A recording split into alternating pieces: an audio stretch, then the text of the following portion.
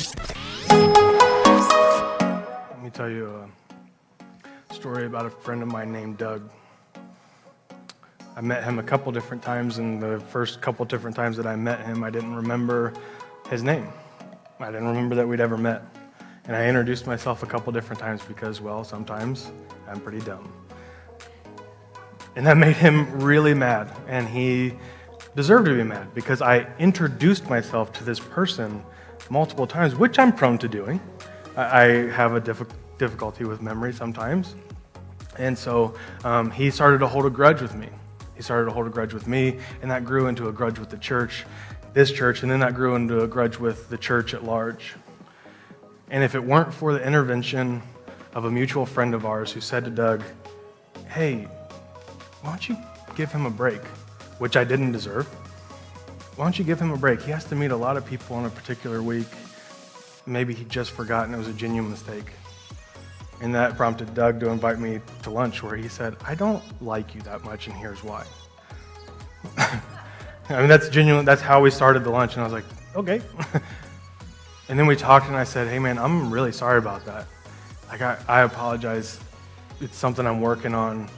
I hope to get better at it over time. And he said, oh, I've already decided that I'm going to forgive you.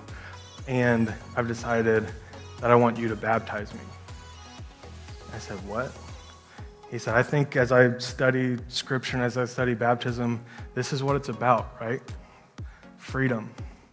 Undoing the mistakes of our past and moving from that into something different.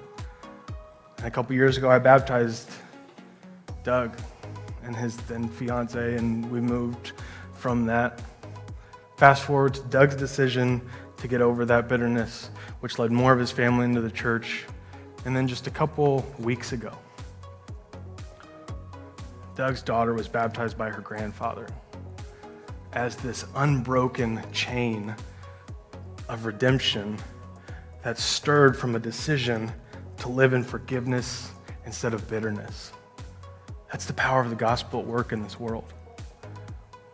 An unbroken chain of forgiveness and freedom to the world around us.